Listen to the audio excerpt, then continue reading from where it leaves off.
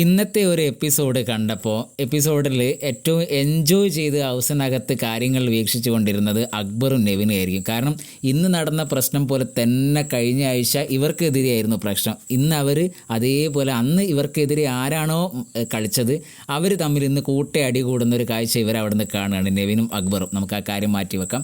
Noora captain ആയതിനു ശേഷം നൂറയ്ക്ക് കുറച്ച് അഹങ്കാരം വന്ന പോലെയാണ് ഇന്നത്തെ ഒരു മീറ്റിംഗ് ഒക്കെ കാണുമ്പോൾ മനസ്സിലാകുന്നത്. കാരണം അനുമോൾ സംസാരിച്ചുകൊണ്ടിരിക്കുമ്പോൾ അവിടെ മറ്റുള്ളവർ സംസാരിക്കുന്നുണ്ട്. അപ്പോൾ അവിടെ അനീഷ് കയറി അനുമോൾ സംസാരിക്കട്ടെ എന്ന് പറയുമ്പോൾ അനീഷിനെ ഭയങ്കരമായിട്ട് ഷൗട്ട് ചെയ്യുന്നൊരു നൂറേനെ കാണാനിടയായി. അതായത് അനീഷ് നീ അവിടെ ഇരിക്കി, ചിലക്കാതെ അവിടെ ഇരിക്കുന്നൊക്കെ രീതിയിൽ അവിടെ നൂറ ക്യാപ്റ്റനും കുറച്ച് സംയമനം പാലിക്കണം. അത് നൂറ സംയമനം പാലിച്ചില്ല. ഞാനൊരു ക്യാപ്റ്റനാണ്, എനിക്ക് വരണം. അതാണ് ക്യാപ്റ്റൻ ആയതിനു ശേഷം താൻ പറയുന്ന എല്ലാം കറക്റ്റായിട്ട് മറ്റുള്ളവർ അനുസരിക്കണം എന്നുള്ളൊരു പട്ടാളച്ചിട്ട പോലെയാണ് നൂറേൻ്റെ അടുത്ത് കാണാനിടയായത്.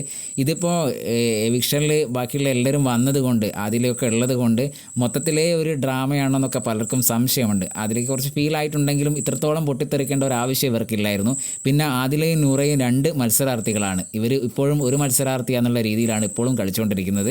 എപ്പിസോഡ് കണ്ട പല പ്രേക്ഷകർക്ക് അത്തരത്തിലൊരു സംശയമുണ്ട്. ഇവർ അങ്ങോട്ടും ഇങ്ങോട്ടും ചർച്ച ചെയ്യുന്നു. ഇവർക്കെതിരെ ഒരു പ്രശ്നം, അതായത് ആദിലയ്ക്കോ നൂറയ്ക്കെതിരെ ഒരു പ്രശ്നം വരുമ്പോൾ ഇവർ രണ്ടാളും ഒറ്റക്കെട്ടായിട്ട് ആരാണോ ഇവർക്കെതിരെ തിരിഞ്ഞത് അവർക്കെതിരെ രണ്ടാളും ഒറ്റക്കെട്ടായിട്ട് പോയി അറ്റാക്ക് ചെയ്യുന്ന ഒരു രീതിയും കാണാനിടയായിട്ടുണ്ട്. എന്തായാലും ഇതേക്കുറിച്ചുള്ള നിങ്ങളുടെ അഭിപ്രായം ഒന്ന് കമൻറ്റായി രേഖപ്പെടുത്തുക.